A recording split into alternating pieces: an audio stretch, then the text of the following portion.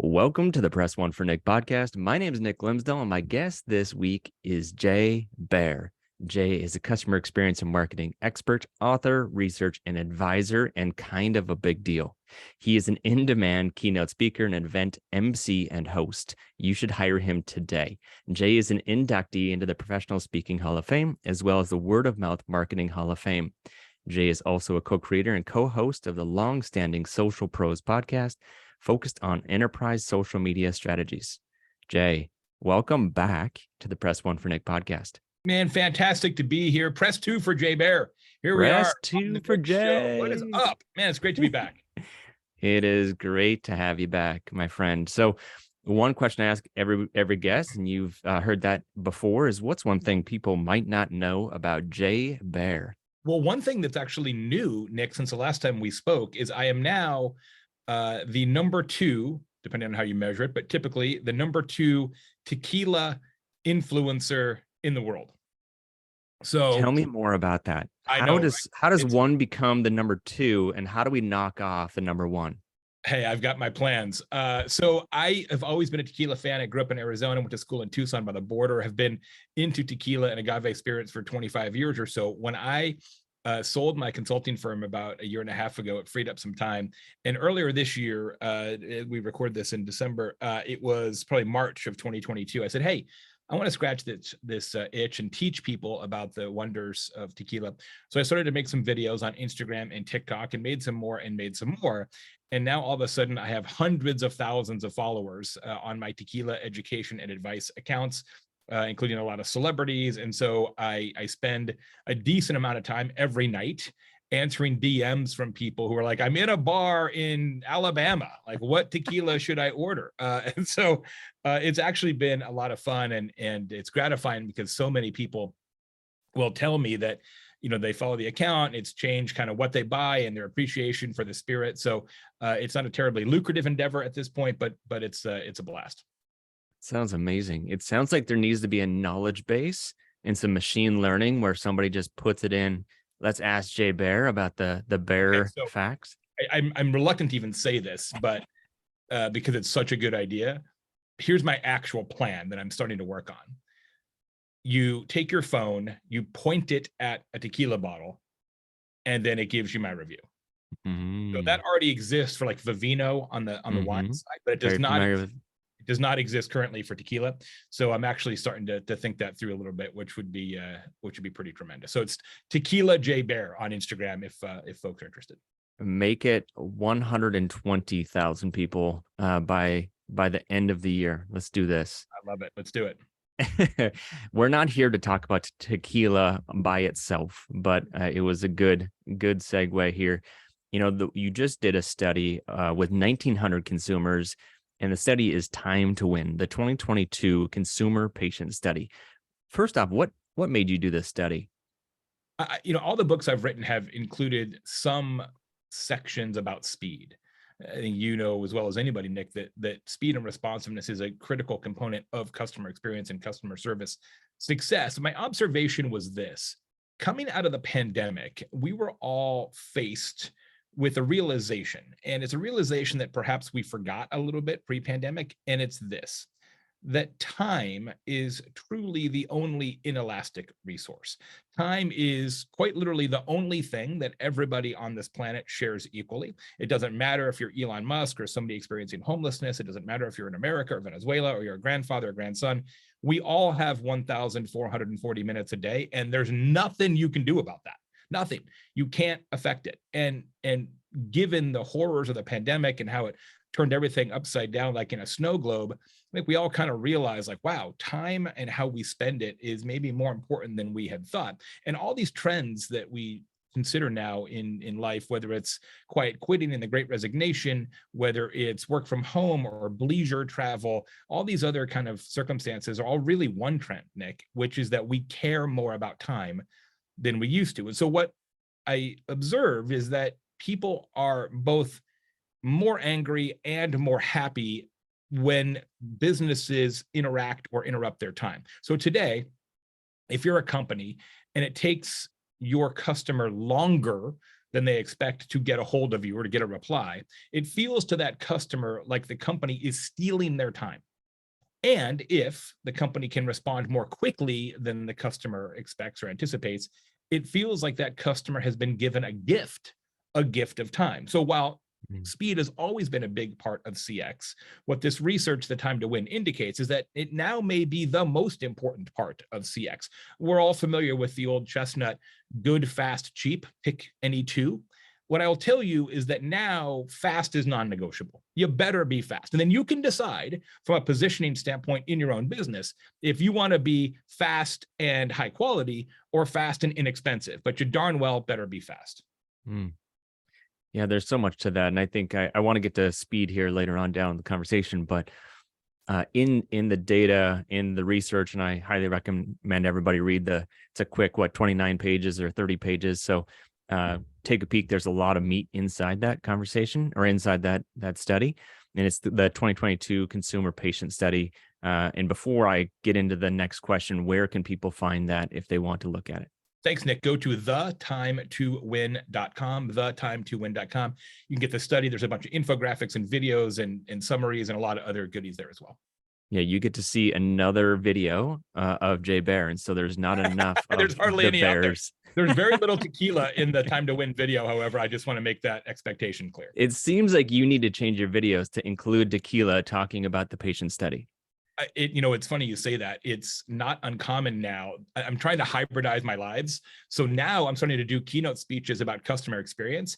And then afterwards, how about a tequila tasting for your sponsors of your event? Like literally that's starting to happen, which is pretty cool. You get the whole version of Jay Baer. It's not just the half version of CX and customer service. 360 degrees. Press one for tequila. Press one for tequila. Sounds like a new podcast starting tomorrow. Stay tuned. So in one of the stats you had is 3/4 of all consumers have contacted a business and have been ignored. That's definitely, regardless of what your business in, it's a recipe for failure. And so why do businesses ignore their customers? Because they're the ones who pay the bills.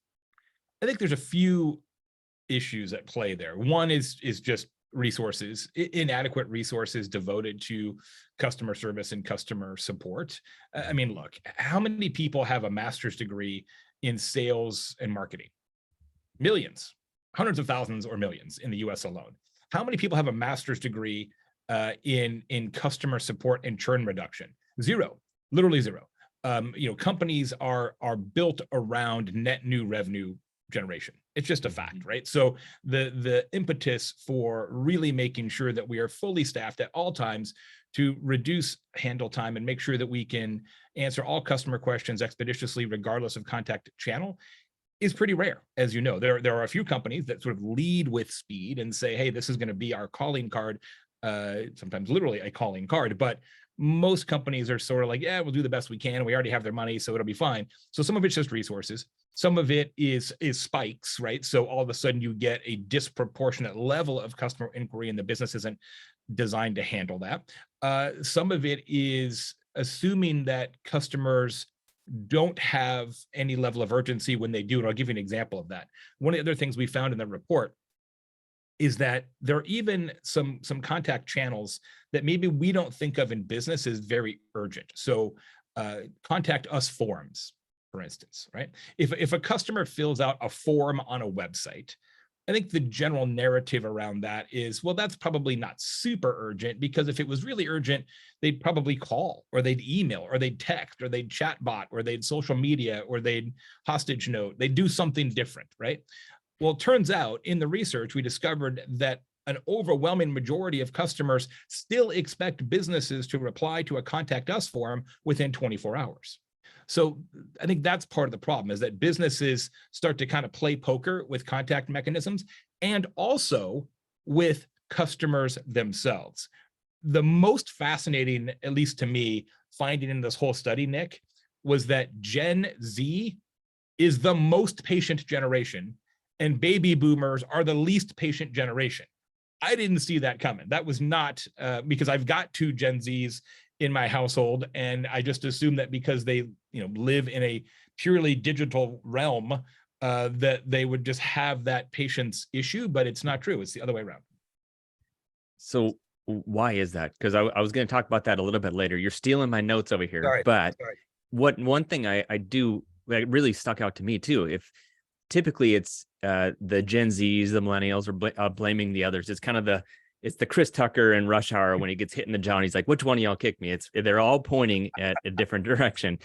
Um, Yeah. but why is that? Why do you think that the stats showed of the 1,900 people, consumers who took that study, that the Gen Zs were the most patient?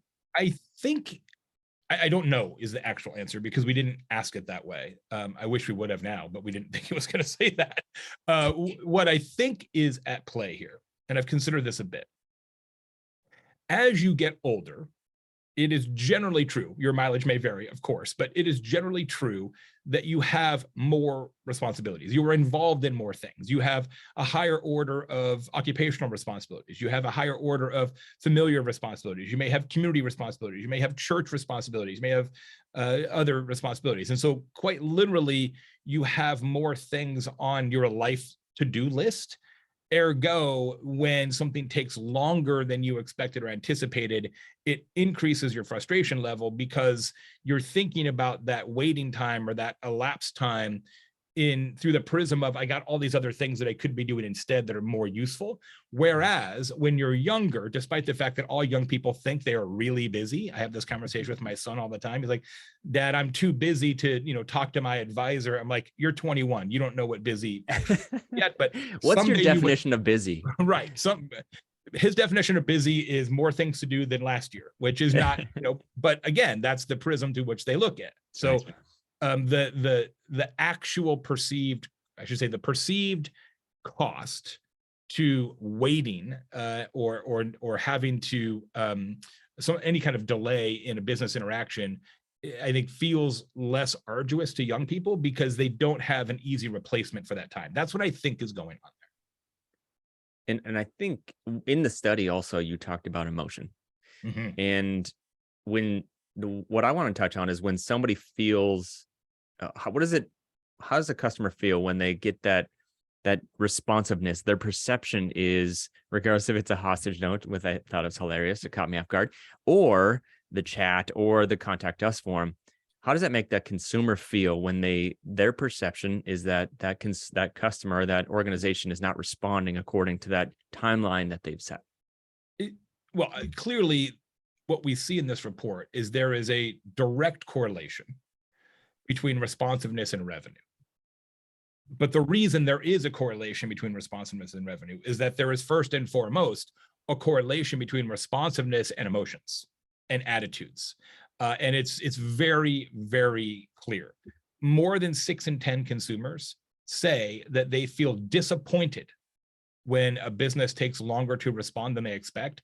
And 3 in 10 feel, check this out, disrespected. That's a powerful word, right? So you're expecting somebody to call you back in 2 hours and it takes them 3 hours. 3 in 10 times you feel disrespected by that. That's a very specific emotion that is not likely to trigger positive financial outcomes for the business. And I think the root of this, Nick, is a fairly simple truth, but it's more true all the time. And it's that today in this society, and I'm not suggesting this is right, I'm just suggesting it's true, we equate speed with caring. We think that speed equals caring. If somebody responds to us more quickly, we interpret that as they care about us and they care about us as a customer and they care about our money more than if it takes longer. That may not be the case, but that's how we interpret it very often. And as a result, it really impacts our buying behavior and our customer loyalty. I had to hire a painter not long ago, and I got 3 bids, as you do. And the one painter got back to me in 4 hours. Second painter got back to me in a day. Third painter got back to me in 2 days. Guess which painter I hired? Not the last 2. Exactly. And the first one, who was the 4-hour painter, who I, of course, hired, was not the least expensive. Not even close. But when you perceive speed as caring, you're like, yeah, this person is going to be easier. I mean, it goes like this. If they're hard to get a hold of when you're trying to give them money, how hard is it going to be to get a hold of them once they have my money? So this whole like speed equals caring thing is really important and powerful, but it's striking to me, Nick, and I'm sure you have the same thought. Businesses aren't really aligned around this very often. And I'm like, why? Like everybody, as a consumer, everybody knows this to be true. But yet when we put on our business hat, we operate as if it's not true. And that is a really interesting dichotomy to me. Yeah, they think of, hey, we need to focus and stay in business. However, we need to reduce our costs and not hire as many people. Right. And you're like, oh, okay. But according to your study, it said 52% of customers have hired a service provider or made a purchase because they were the first to respond. Painter example. Even though, like you mentioned, it wasn't the least expensive. So let me put you on the spot a little bit. If you were a business painting houses and you saw this stat, what would you immediately change? I would raise my price, and I would take that net revenue gain and put it into whatever is necessary, operations, technology, personnel, to always be the first responder in every competitive bid situation. Because in the study, we found that, of course it's different. 2/3 of the people in the study say that speed is as important as price. 2/3. That speed is as important as price. And half have hired a business because they were first, regardless of price. So this idea that, well, we're going to get customers, even though it takes us longer to get back, we're going to get more customers because we're least expensive. I think in many businesses, that is flawed logic. Yeah, I would agree. If like you said, we only have 1,440 minutes in a day. If I can find ways to drive efficiencies and create a better experience, and it would drive me nuts if somebody wouldn't get back to me and there was an issue with chipped paint, or they didn't do it correct, or they didn't add the second layer, and I couldn't get a hold of them, I would be dissatisfied, and I would start leaving maybe some nasty grams, maybe tell my friends and family, don't hire this person because they're not responsive. They are not the people that you want to do business with. It creates a lot of word of mouth problems. And because lack of responsiveness is typically irksome and annoying, but rarely reaches the level of true anger and frustration, it creates a lot of hidden problems for businesses, right? You don't see a lot of Google reviews that say, yeah, the painter said he was going to come on Wednesday, but he didn't come till Thursday, right? You see Google reviews that say, hey, they painted my house the wrong color. However, when you have that kind of dissatisfaction that's rooted in responsiveness, there's a lot of negative word of mouth that happens truly out of your mouth, like friends and family, community kind of stuff. Like it has a big drag on business revenue. People just don't pay attention to it. The second thing I would say, in terms of your question of what to do, is I would also create some kind of no waiting service. One of the things we found in the research is that customers, many customers, are willing to pay a lot more to not wait. This already exists in some parts of society. TSA pre, pay more, wait less. Disney Fast Pass, or I think it's called Lightning Lane now. Pay more, wait less. So it does exist, but not very often. When you think about sort of all business opportunities, there's not very many circumstances where there is an advanced kind of increased fee level to reduce waiting. And what this research indicates is that literally every business could and arguably should roll this out. If you're a painter, it costs us this much to paint your house, or it's this much plus 15%, and we'll put you next in line. If you do oil changes, if you're a dentist, if you're a software company, you want to onboard your team first and not have to wait for the other 5 guys we're onboarding, you can be first. Like this idea of rolling out a fast pass for your industry should be put into practice by every business in 2023. It's a huge opportunity that nobody's talking about. I think the world needs to clip that last 2 minutes and send it to every single leader in the world, because in the contact center space, if anybody that is has a contact center, which is a lot of the world, just think if there was a fast pass for insurance, for internet, for anything, I would be like, yeah, I'd pay an extra X amount of money, whatever it is, to reduce my time in line, regardless of what channel that I'm trying to achieve. And maybe there's a way that I push a button. It's my Batman button, and they come to me. They Absolutely. say, "Hey, what channel can I help you on?" I see that it's more of that concierge service that people are willing to pay additional for. Would I pay Comcast $5 additional a month so that on the rare chances where I need to talk to somebody, I could just dial a number and I would get immediately answered, like one ring? Totally. 60 I'd pay bucks. 6. Yeah, piece of cake, no problem. Roll Yeah. it out tomorrow. It really is something that people just haven't spent enough time thinking through and modeling. It's something that I want to work on in my own business and with clients next year for sure. If I may, I want to tell you one thing that's not in the report that I think is really important. Yes, Nick and I are talking about how important speed is, and it is important, and you should be faster in your business, and you should give customers the opportunity to pay more for more responsiveness. But to say that the conclusions and the advice is that just be faster, it's not entirely true, and it's also overly reductive, because there is a point at which every business can be too fast. You ever go to a Mexican food restaurant, Nick, and you order enchiladas, and like 90 seconds later, they bring you enchiladas, and you're like, bro, like, wait a second. Is there like an enchilada machine back there? Did somebody else order these and they sent them back and they just were waiting for another person to order them? Right. And they just like, this is suspicious how fast these enchiladas were concocted. That happens in every business. Like, you don't want to hire the fastest tattoo artist in your town. You don't want like the eye surgeon who specializes in speedy eye surgery, right? Or the really fast divorce attorney. Like, there are circumstances where too much speed actually decays trust. So one of the things I'm working on, it's not in the report, but it's content that I'm creating in my new keynote and some other things. Is this idea of a continuum of confidence. And on that continuum, you start off with very little trust because you're too slow. And you end up with very little trust because you're too fast. But in the middle is the Goldilocks zone. And I call it the right now.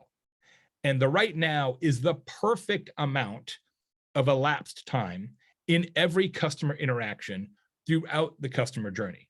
The right now. So Jimmy John's, for example, right? The sandwich chain.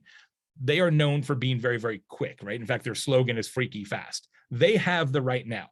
I define the right now as slightly faster than customers expect. Not so fast, you're like, those enchiladas are sketchy, but slightly faster than customers expect. And every business can and should figure out what the right now is for them, because it does change based on industry and even based on company positioning.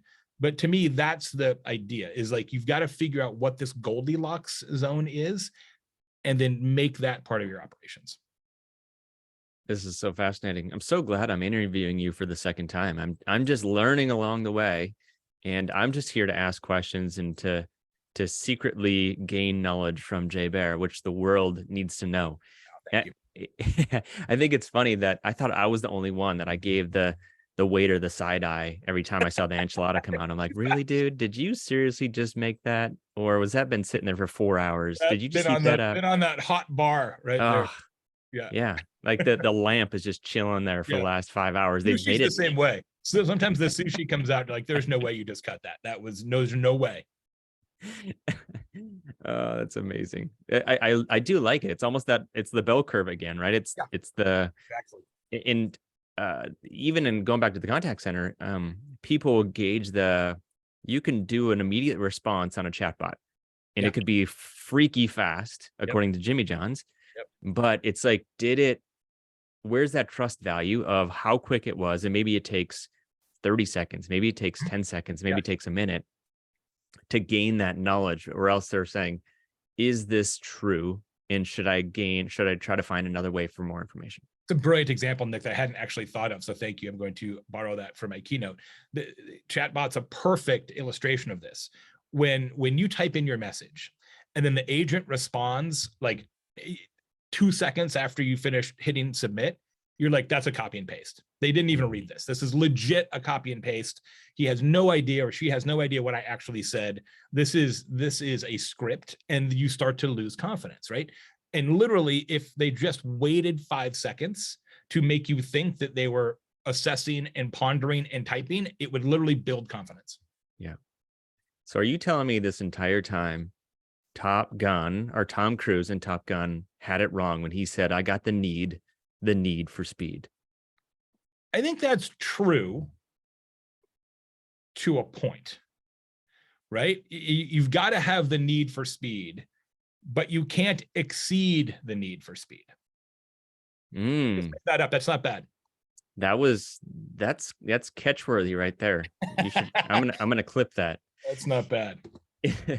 So one of the ways businesses try to increase their speed and efficiency is with that channel switching.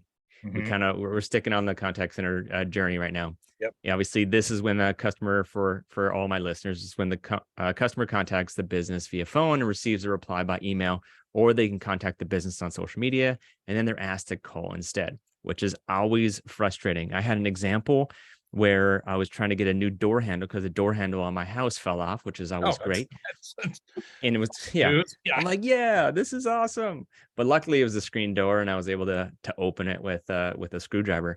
However, I was chatting with the person on my phone, and then the guy was like, take a picture of it. Can you send it to me? Is this the product? When did you buy it? And I was like, I don't know. It came with the house. I bought the house. I didn't build it on my own. And they're like, great, here's the price. Here's what's going on. And I was like, this is amazing experience. Like, where do I go next? They're like, oh, well, if you could call this number to fill out this credit card information, that'd be great. I was like, no, right? The long-standing no Go that for it. we all feel when we have to channel switch. And it's a forced channel switch. It's not a channel switch of my choice because I was in line at Starbucks and I'm chatting with them, and now I'm driving and I need to have a phone call. But uh, in general, or maybe even from your perspective, how can this cause that friction, consistent friction over time for that customer? We measured it in the report, theTimeToWin.com. 42% of customers are disappointed when a business changes channels in the illustration that you provided, and 1 in 4 are less likely to spend money. 1 in 4. So this idea that you're going to save money as a business by channel shifting is literally not true.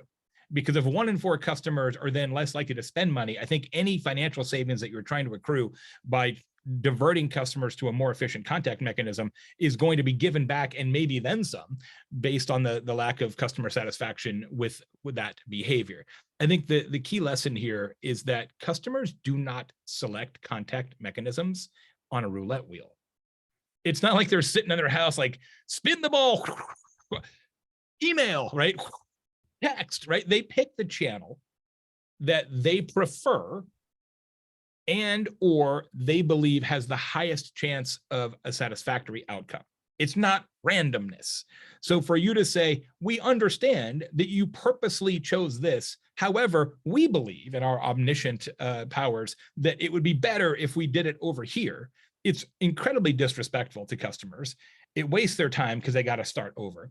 And as you know well, Nick, in many cases where customers really lose their minds on channel shifting is they've already started on that channel. This happens in social, of course, routinely, where you're in social media, you're tweeting somebody, Facebook, DM on Instagram, whatever. Agent says, great, we can help you. Why don't you call us and we'll settle it? And you're like, bro, I already tried to call you, but I couldn't get through, or they couldn't help me. So that's why I'm using social media. And now you're turning me back around in this like non-virtuous circle. Yeah, that's where people want to jump out an apartment window. There's some jujitsu that's going on in our minds when stuff like that happens. If you're like my wife and something bad happens, she'll jump on the call and it says, your call is very important to us, live faces. It's going to be 48 minutes and then it's an hour and a half. And so in addition to that channel, she jumps on social, on Twitter, on Facebook, on something. And so she's messaging somebody else. Two separate interactions that are measured with two separate people. The cost per interaction goes up and the customer's still not satisfied. Yep. It's spray That's and a pray. problem.